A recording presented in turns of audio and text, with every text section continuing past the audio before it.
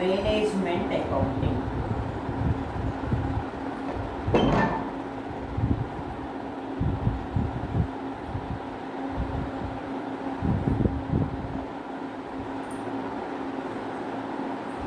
So management accounting గణక శాస్త్ర విభాగంలో ఒక విభాగం.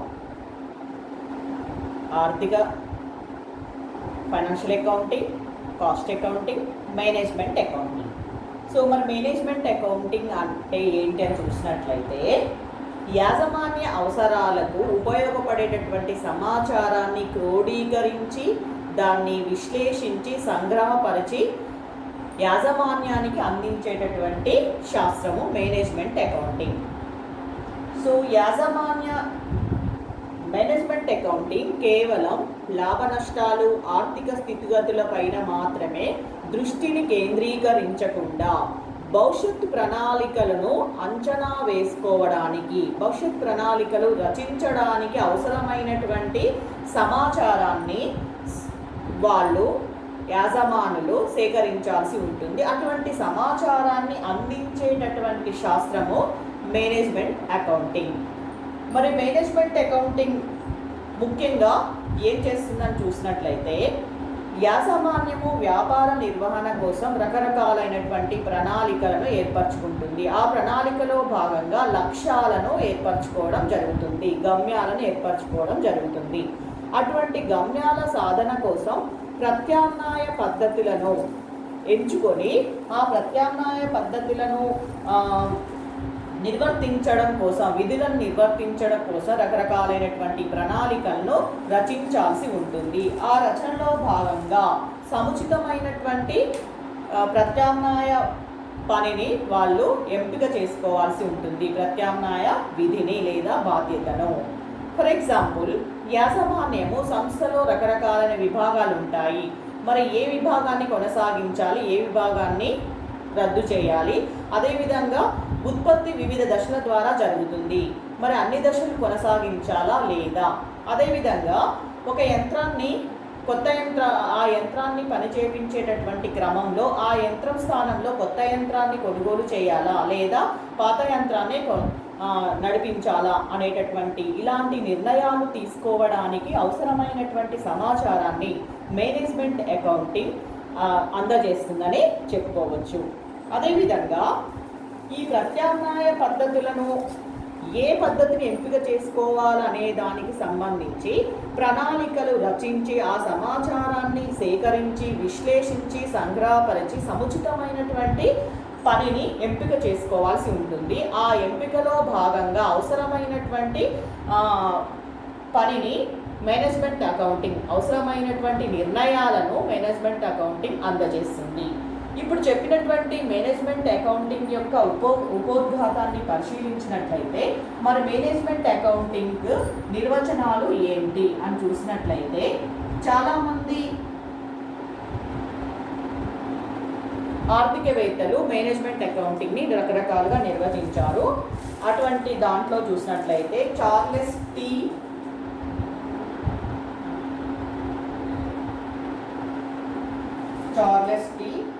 హార్నిగ్రేస్,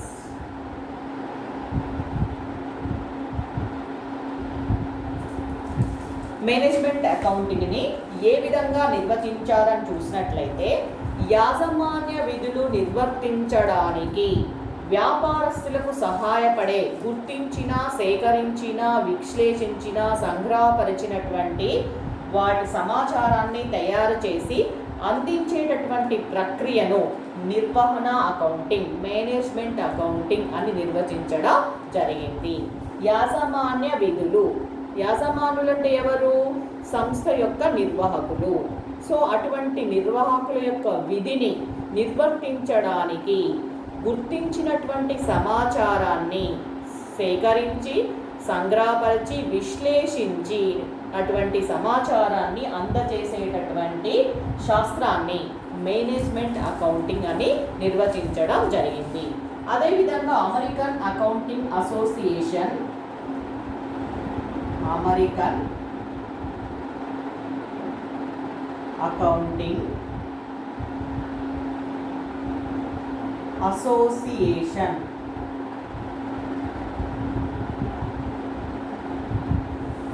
ఏ విధంగా నిర్వచించింది మేనేజ్మెంట్ అకౌంటింగ్, ఏ విధంగా నిర్వచించిందని చూసినట్లయితే ప్రత్యామ్నాయ వ్యాపార విధులను ఎంచుకోవడానికి మరియు ఫలితాలను వివరించి సమన్వయించి నియంత్రణకు సంబంధించిన పద్ధతులు తీరులు తెలుసుకొని వ్యాపార ప్రణాళికీకరణ చేయడమే management accounting.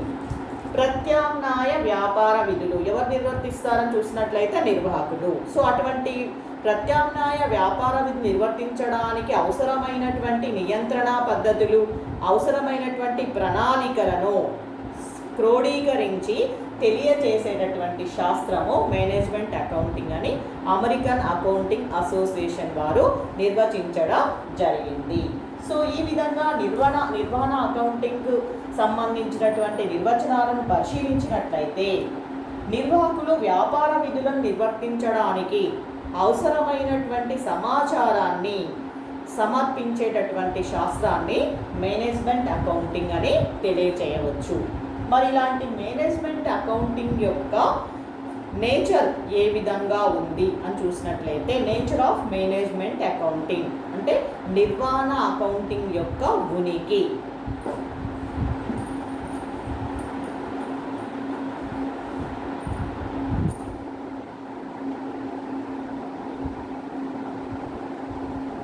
Nature of management accounting.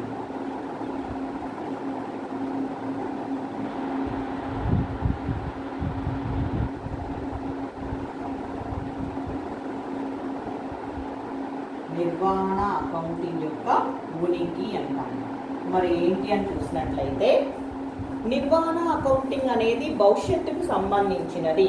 భవిష్యత్తు అంటే వ్యాపార నిర్వాహకులైనటువంటి యజమానులు ఈ సంవత్సరం సాధించిన అభివృద్ధి కంటే ఇంకా భవిష్యత్తులో అంతకంటే మెరుగైనటువంటి పనితీరును సాధించాలి అంటే ఏ విధమైనటువంటి ప్రణాళికలు సంస్థలో చేపట్టాలి, ప్రణాళికలు అమలుపరచాలి అనే దానికి సంబంధించినటువంటి సమాచారాన్ని గుర్తించి అందజేసేటటువంటి శాస్త్రము మేనేజ్మెంట్ అకౌంటింగ్. కాబట్టి ఇది దత్తాంశ సేకరణకు మాత్రమే పరిమితం కాదు, దత్తాంశాన్ని ఉపయోగించే, దత్తాంశం అంటే నిర్వాహకులు ఉపయోగపడేటటువంటి సమాచారాన్ని అందించడమే కాకుండా ఆ సమాచారాన్ని అమలుపరిచి భవిష్యత్తులో మెరుగైనటువంటి పనితీరును సాధించడానికి అవసరమైనటువంటి చర్యలను ఇది చేపడుతుంది.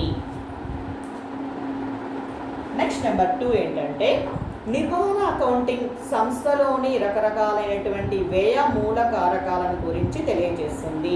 వ్యయాలను స్థిర వ్యయాలు, చర వ్యయాలు, నిర్వహణ వ్యయాలను వర్గీకరించి వాటిని సముచితమైనటువంటి పరిస్థితిలో వస్తు సేవలకు కేటాయించడం జరుగుతుంది. కాబట్టి వివిధ వ్యయాలకు సంబంధించినటువంటి పరిస్థితుల్ని ఉనికిని అర్థం చేసుకొని వాటిని సముచితంగా కేటాయించడం జరుగుతుంది. నెక్స్ట్ నెంబర్ 3 ఏంటంటే నిర్వహణ అకౌంటింగ్ అనేది శాస్త్రమే కాదు, కళ కూడా. ఇది ఏ విధంగా చెప్పొచ్చు అని చూసినట్లయితే ఇది వాస్తవమైనటువంటి పరిస్థితులపై ఆధారపడి ఉంటుంది. కావున ఇది శాస్త్రమే అయినప్పటికీ కూడా అంచనా వేసినటువంటి నిర్ణయాలను అమలు పరిచేటటువంటి విధానానికి సంబంధించినటువంటి చర్యలను కూడా ఇది చేపడుతుంది. కాబట్టి కళగా కూడా దీన్ని భావించవచ్చు. శాస్త్రము మరియు కళగా కూడా మేనేజ్మెంట్ అకౌంటింగ్ని మనము అభివర్ణించవచ్చు. నెక్స్ట్ నెంబర్ 4 మేనేజ్మెంట్ అకౌంటింగ్ అనేది సమస్యలకు సమాధానాలు చెప్పేటటువంటి శాస్త్రంగా కూడా భావించవచ్చు. అంటే సమస్య పూరణంగా కూడా ఈ శాస్త్రాన్ని మనము అభివర్ణించవచ్చు. ఎట్లా అని చూసినట్లయితే ఇది నిర్ణయాలను తీసుకునేందుకు ఉపయోగపడేటటువంటి సాధనంగా కాకుండా ఆ నిర్ణయాలను సంస్థలో అమలుపరచడానికి అవసరమైనటువంటి పరిస్థితులు ఏ విధంగా ఉండాలి, వాటిల్లో ప్రత్యామ్నాయ పరిస్థితుల్లో మరి ఏ మెరుగైనటువంటి పద్ధతిని ఎంపిక చేసుకోవాలి అనే దానిపైన కూడా ఇది దృష్టిని కేంద్రీకరించి సంస్థకు సహాయపడేటటువంటి మెరుగైనటువంటి అభివృద్ధి చర్యలు సంస్థలో పాటించడానికి అవసరమైనటువంటి సహాయ సహకారాలను యాజమాన్యానికి ఈ శాస్త్రము అమలుపరుస్తుంది, అంటే చర్యలను చేపడుతుంది. నెక్స్ట్ నెంబర్ 5, నిర్ణయాలు తీసుకోవడం ద్రవ్య మరియు ఆర్థిక విషయాలకు మాత్రమే ఈ మేనేజ్మెంట్ అకౌంటింగ్ పరిమితం కాజాలదు. కాబట్టి ఇది నిర్వహణ అకౌంటింగ్ ద్రవ్యేతర విషయాలపైన కూడా దృష్టిని కేంద్రీకరిస్తుంది. అంటే సంస్థలో ఫర్ ఎగ్జాంపుల్ ఏదైనా నూతనమైనటువంటి శాస్త్ర సాంకేతిక విజ్ఞానాన్ని సంస్థలో అమలుపరచాలి అంటే ఆ నూతన సాంకేతిక విజ్ఞానాన్ని ఉపయోగించి సంస్థలో పనిచేసేటటువంటి నిపుణులను నియమించుకోవాల్సి ఉంటుంది. సో వారి పనితీరుని అంచనా వేసి అటువంటి సిబ్బందిని నియమించుకోవాల్సిన పరిస్థితి ఏర్పడుతుంది. కాబట్టి పనితీరును అంచనా వేసేటటువంటి, అంటే ఇది ద్రవ్యేతర విషయము, పనితీరును అంచనా వేసి అటువంటి చర్యలను సంస్థలో పాటించే విధంగా కూడా యాజమాన్యానికి ఇది తోడ్పడుతుంది. అంటే ద్రవ్య సంబంధమైన విషయాలపైనే దృష్టిని కేంద్రీకరించడం కూడా కాకుండా ద్రవ్యేతర విషయాలపైన కూడా దృష్టిని కేంద్రీకరిస్తుంది. నెక్స్ట్ నెంబర్ 6, ఆర్థిక ఖాతాలు. ఫైనాన్షియల్ అకౌంటింగ్ సంస్థ యొక్క మొత్తం వ్యాపార పరిస్థితులపైన, అంటే సంస్థ చేపట్టేటటువంటి అన్ని రకాల కార్యకలాపాలను దృష్టిలో ఉంచుకొని వాటికి సంబంధించిన వ్యవహారాలని సంస్థ పుస్తకాల్లో నమోదు చేసి సంస్థ యొక్క లాభ నష్టాలు, సంస్థ యొక్క ఆర్థిక స్థితిని గురించి తెలియజేస్తుంది. కానీ నిర్వహణ అకౌంటింగ్ ఏ విధంగా చేస్తుందని చూసినట్లయితే ఆ సంస్థలో అభివృద్ధి చర్యలను పాటించడమే కాకుండా పాటించిన తర్వాత వచ్చినటువంటి అంశాలపైన కూడా దృష్టిని కేంద్రీకరిస్తుంది. అంటే లాభ నష్టాలను లెక్కించడమే కాకుండా ఆ లాభ నష్టాలు ఏ ఏ కారణాల చేత సంస్థలో ఉత్పన్నమయ్యాయి అనే అంశం పైన కూడా మేనేజ్మెంట్ అకౌంటింగ్ దృష్టిని కేంద్రీకరించడం జరుగుతుంది.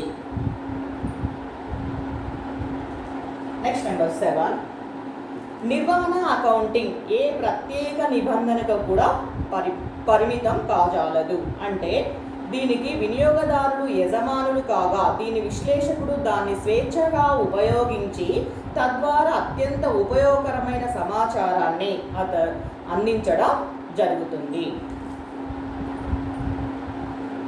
నెక్స్ట్ నెంబర్ 8, నిర్వహణ అకౌంటింగ్ సమాచారాన్ని మాత్రమే అందిస్తుంది కానీ నిర్ణయాలను కాదు.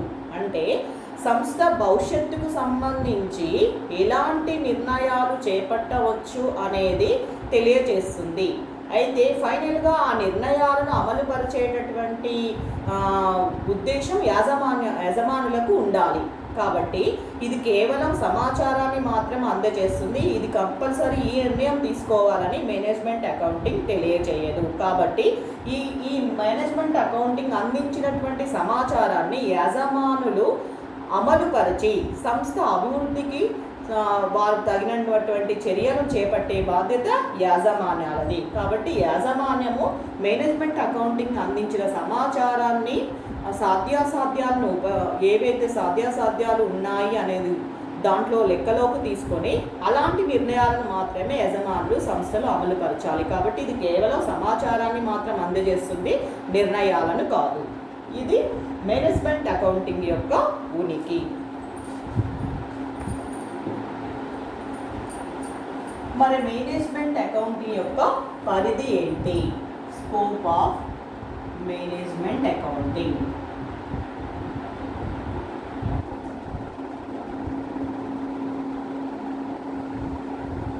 మేనేజ్మెంట్ అకౌంటింగ్ యొక్క పరిధి ఏంటని చూసినట్లయితే యాజమాన్యము తమ నిర్ణయాలు తీసుకోవడానికి ఉపయోగించే సమాచారం అంతా కూడా నిర్వహణ అకౌంటింగ్ పరిధి కిందికే వస్తుంది.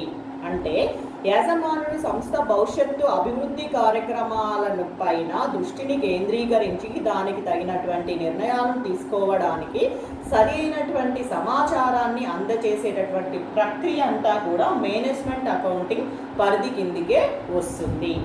కాబట్టి యజమానులు ప్రణాళిక చర్యలు సంస్థలో చేపట్టాల్సి ఉంటుంది. కాబట్టి యాజమాన్యం తీసుకునేటటువంటి నిర్ణయాలు 2 రకాలుగా వర్గీకరించవచ్చు. అవి ప్రణాళికా నిర్ణయాలు మరియు నిర్వహణ కోసం గమ్యాలను ఏర్పరచుకోవడం, అంటే లక్ష్యాలను ఏర్పరచుకోవడం. అదేవిధంగా ప్రణాళికలను ఎంపిక చేయడం, తద్వారా ఏర్పరిచినటువంటి లక్ష్యాలను చేరుకోవడం. కాబట్టి గణాంక సమాచారానికి అవసరమయ్యేటటువంటి నిర్ణయాలు, ఉదాహరణకు ఉత్పత్తి మంచిదా లేకపోతే బయట వారి నుంచి కొనుగోలు చేయడం మంచిదా, ఒక విభాగాన్ని మనమే నిర్ణయించడం మంచిదా లేక అద్దెకి ఇవ్వడం మంచిదా అనే దానికి సంబంధించినటువంటి అంశాలను ఎంపిక చేసుకునేటువంటి నిర్ణయాలను అమలుపరుచుకోవడానికి అవసరమైనటువంటి యాజమానులకు అవసరమైనటువంటి సమాచారాన్ని మేనేజ్మెంట్ అకౌంటింగ్ అందజేస్తుంది. అదేవిధంగా ఉత్పత్తికి ఎన్ని యూనిట్లు అవసరపడతాయి, అదేవిధంగా ఎంత మొత్తం ఖర్చు అవుతుంది అనే దానికి సంబంధించి విషయాలను ఈ మేనేజ్మెంట్ అకౌంటింగ్ నిర్వహిస్తుంది. అదేవిధంగా నియంత్రణ నిర్ణయాలు, ప్రణాళికలను అమలుపరచడం, తద్వారా అసలు ఫలితాలని వివరించి నియంత్రించి లక్ష్యాలను సాధించుకోవడానికి అవసరమైనటువంటి సహాయ సహకారాలను కూడా ఇది యజమానులకి మేనేజ్మెంట్ అకౌంటింగ్ అందజేస్తుంది. అదేవిధంగా పనితీరుకు సంబంధించి అంచనాలను రూపొందించడం జరుగుతుంది. అదేవిధంగా పనితీరు ఒకవేళ సరిగా లేకపోయినట్లయితే సరిదిద్దే కార్యక్రమానికి సంబంధించినటువంటి వాటి కోసం కూడా ఇది తోడ్పడుతుంది.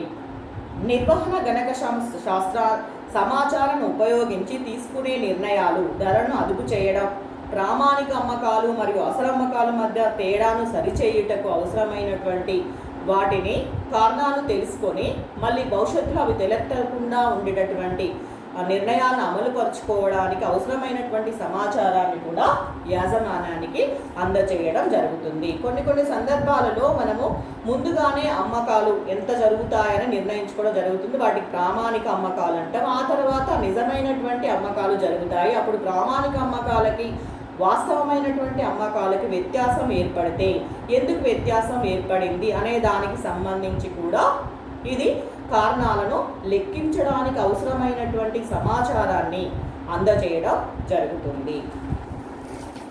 నెక్స్ట్ టాపిక్ ఏంటంటే management accounting and cost accounting.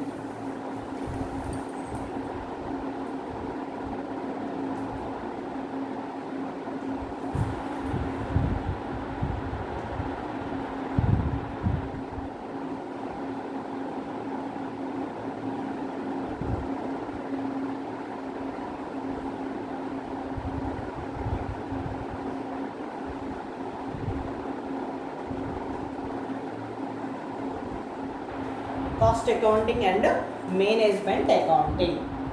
American accounting association వారి ప్రకారం మేనేజ్మెంట్ అకౌంటింగ్ అనగా ప్రత్యామ్నాయ వ్యాపార విధులను ఎన్నుకోవడానికి మరియు ఫలితాలను వివరించి సమన్వయించి నియంత్రణకు సంబంధించిన పద్ధతులు తీరులు తెలుసుకొని వ్యాపారాన్ని ప్రణాళికీకరణ చేయడమే మేనేజ్మెంట్ అకౌంటింగ్ అని నిర్వచించడం జరిగింది. మరి కాస్ట్ అకౌంటింగ్ ఏంటి అని చూసినట్లయితే కాస్ట్ అకౌంటింగ్ పద్ధతులను ఉపయోగించి వ్యయ నియంత్రణ, వ్యయ తగ్గింపు చర్యలను చేపట్టేటటువంటి నిర్ణయాలను అమలుపరిచేటటువంటి విధి విధానాలను కాస్ట్ అకౌంటింగ్ తెలియజేస్తుంది. కాస్ట్ అకౌంటింగ్ సంస్థలో ఉత్పత్తి చేసేటటువంటి ఒక్క వస్తువుకి అయినటువంటి వ్యయాన్ని లెక్కించడమే కాకుండా వాటి ధరను నిర్ణయించడానికి అవసరమైనటువంటి సమాచారాన్ని కాస్ట్ అకౌంటింగ్ మేనేజ్మెంట్కు అందజేస్తుంది. కాబట్టి మేనేజ్మెంట్ అకౌంటింగ్లో ప్రణాళికీకరణ మరియు నియంత్రణ వ్యవహారాలు, ప్రత్యేక విషయాలపై నిర్ణయాలు తీసుకోవడం, దీర్ఘకాలిక ప్రణాళికలు తయారు చేయడం వంటి విషయాలపై యాజమాన్యానికి అవసరమైనటువంటి సమాచారాన్ని తెలియజేయడం జరుగుతుంది. మరి మేనేజ్మెంట్ అకౌంటింగ్కి కాస్ట్ అకౌంటింగ్ మధ్య సిమిలారిటీస్ ఏమున్నాయి అని చూసినట్లయితే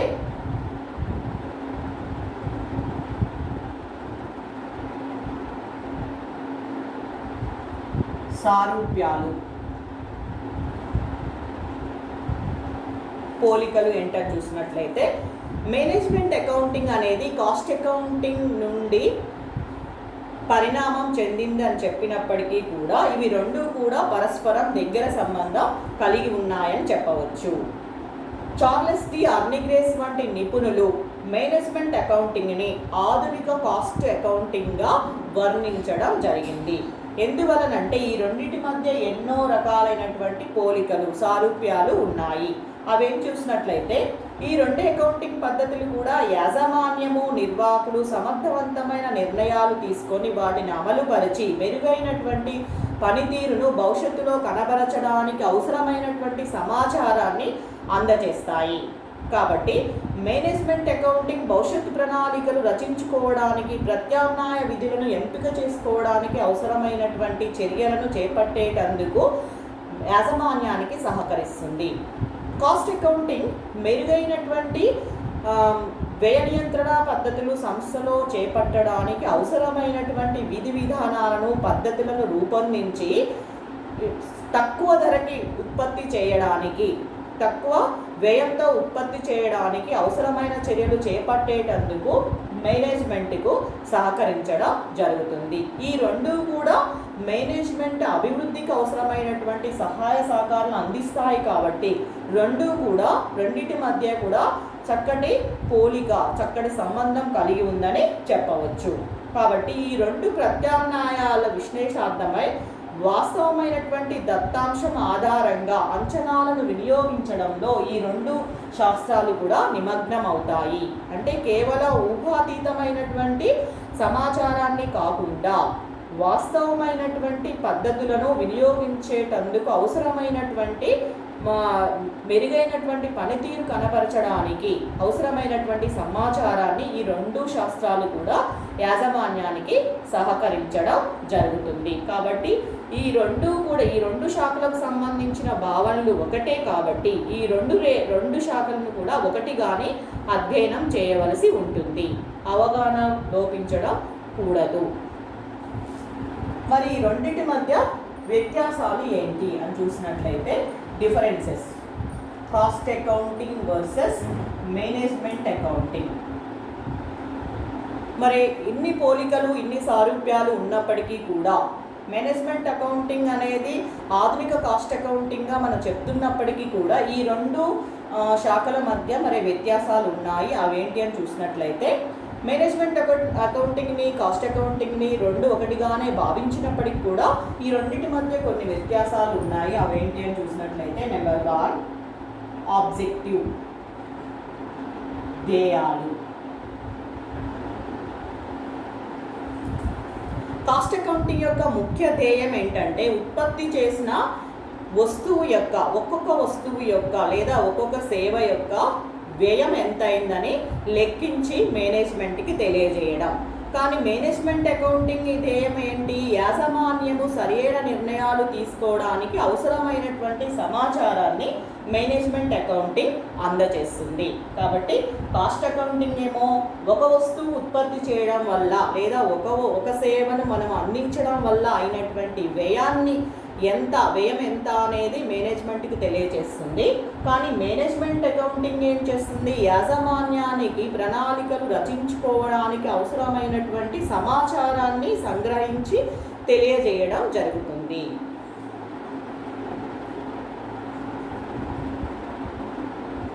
ఓరియంటేషన్,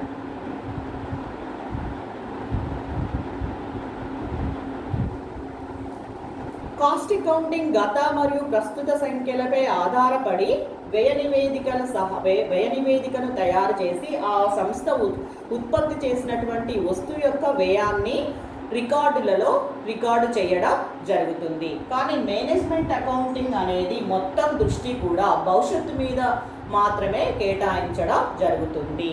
సో గత సంవత్సరం వ్యయాలను పోల్చుకొని ఈ సంవత్సరం వ్యయాలు అదుపులో లేదా నియంత్రణలో ఉంచుకోవడానికి కాస్ట్ అకౌంటింగ్ యాజమాన్యానికి సహాయ సహకారాలు అందజేస్తుంది. కానీ మేనేజ్మెంట్ అకౌంటింగ్ యొక్క దృష్టి ఏంటి? భవిష్యత్తులో మెరుగైన పనితీరుని కనపరచాలి అంటే సంస్థలో తీసుకోవాల్సినటువంటి, అమలుపరచాల్సినటువంటి పద్ధతులు ఏంటివి అనే దానిపైనే దృష్టిని కేంద్రీకరించడం జరుగుతుంది.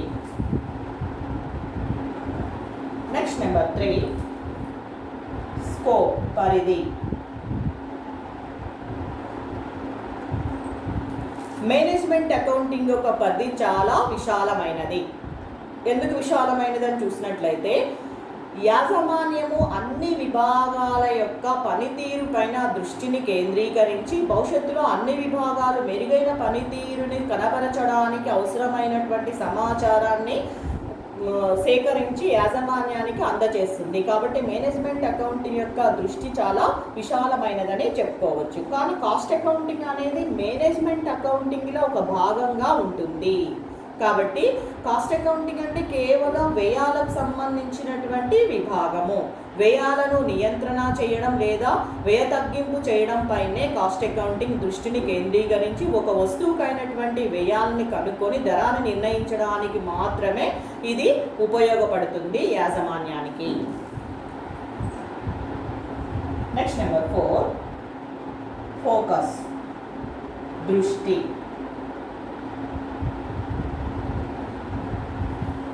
కాస్ట్ అకౌంటింగ్ దృష్టి అంతా కూడా వ్యయాలపైనే ఆధారపడి ఉంటుంది. కానీ మేనేజ్మెంట్ యొక్క దృష్టి ఆదాయాలు లేదా రాబడులపై ఆధారపడి ఉంటుంది. కాస్ట్ అకౌంటింగ్ కేవలం వ్యయాలను సముచితమైన రీతిలో వర్గీకరించి సముచితంగా కేటాయించడం జరుగుతుంది.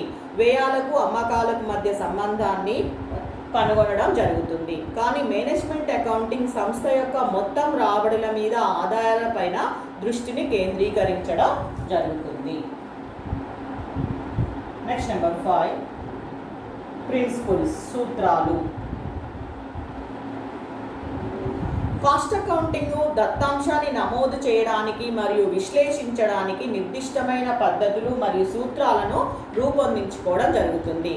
కాబట్టి వ్యయాలను వర్గీకరించేటటువంటి క్రమంలో కాస్ట్ అకౌంటింగ్ కొన్ని నిర్దిష్టమైన పద్ధతులను కొన్ని నిర్దిష్టమైనటువంటి సూత్రాల మీదనే ఆధారపడి సముచితమైన రీతిలో ప్రతి విభాగానికి కేటాయించడం జరుగుతుంది. కానీ మేనేజ్మెంట్ అకౌంటింగ్ తీసుకునేటటువంటి అందజేసేటటువంటి యాజమాన్యానికి అందజేసేటటువంటి నిర్ణయాలు ఎలాంటి విధి విధానాలు సూత్రాలపైన ఆధారపడి ఉండవు. కేవలం సంస్థకి ఏ రకమైనటువంటి నిర్ణయాలు అమలుపరచాలి, ప్రణాళికలు రచించుకోవడానికి, భవిష్యత్ ప్రణాళికలు రచించుకోవడానికి అవసరమైనటువంటి చర్యలు ఏంటి అనే దానిపైన మాత్రమే దృష్టిని కేంద్రీకరించడం జరుగుతుంది. దానికంటూ కూడా సూత్రాలు నిర్దిష్టమైన పద్ధతులు ఏమీ లేవు. కాబట్టి కాస్ట్ అకౌంటింగ్ అనేది కొన్ని నిర్దిష్ట పద్ధతులు విధి విధానాలపైన ఆధారపడి ఉంటుంది.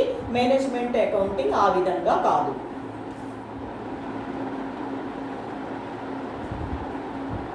ఎవల్యూషన్, ఉద్భవం అంటాము. పారిశ్రామిక విప్లవం నుండి కూడా కాస్ట్ అకౌంటింగ్ అనేది రూపాంతరం చెందింది. అంటే అప్పటి నుంచి కూడా ఇది అమల్లో ఉందని చూడవచ్చు. కానీ కాస్ట్ అకౌంటింగ్తో పోలిస్తే మేనేజ్మెంట్ అకౌంటింగ్ అనేది నూతనమైనది, ఆధునికమైనది. అంటే ఈ కాస్ట్ అకౌంటింగ్ ఎప్పటి నుంచో అమల్లో ఉంది, కానీ మేనేజ్మెంట్ అకౌంటింగ్ అనేది నూతనమైనదని చెప్పుకోవచ్చు. యూసేజ్, ఉపయోగం. కాస్ట్ అకౌంటింగ్ అందించేటటువంటి సమాచారం బహిర్గత మరియు అంతర్గత వర్గాల వారికి ఉపయోగకరంగా ఉంటుంది. కాస్ట్ అకౌంటింగ్ దృష్టి అంతా కూడా సంస్థ యొక్క ఉత్పత్తి చేసేటటువంటి వస్తువుల యొక్క వ్యయాలపైనే ఆధారపడి ఉంటుంది. అటువంటి వ్యయ సమాచారం సంస్థ యొక్క అంతర్గత వ్యక్తులకు, బహిర్గత వ్యక్తులకు కూడా అది ఉపయోగపడుతుంది. అంటే పెట్టుబడిదారులకి, సంస్థలో పనిచేసేటటువంటి సిబ్బందికి, అదేవిధంగా రుణదాతలకు అందరికీ కూడా ఉపయోగపడుతుంది. కానీ మేనేజ్మెంట్ అకౌంటింగ్ అందించే సమాచారం కేవలం అంతర్గతంగా పనిచేసే వ్యక్తులకు మాత్రమే, అంటే కేవలం యాజమాన్యానికి మాత్రమే ఉపయోగపడుతుంది. కేవలం యజమానులకు సంస్థకు సంబంధించిన ప్రణాళిక రచనకు ఉపయోగపడేటటువంటి సమాచారాన్ని మాత్రమే మేనేజ్మెంట్ అకౌంటింగ్ అందిస్తుంది. కాబట్టి కాస్ట్ అకౌంటింగ్ ఏమో అందించేటటువంటి సమాచారం అంతర్గత మరియు బహిర్గతంగా బహిర్గతమైనటువంటి వ్యక్తులకు కూడా అది ఉపయోగపడుతుంది. కానీ మేనేజ్మెంట్ అకౌంటింగ్ అందజేసేటటువంటి సమాచారం కేవలం అంతర్గతంగా ఉన్నటువంటి వ్యక్తులకు మాత్రమే, అంటే యజమానులకు మాత్రమే అది ఉపయోగపడడం జరుగుతుంది.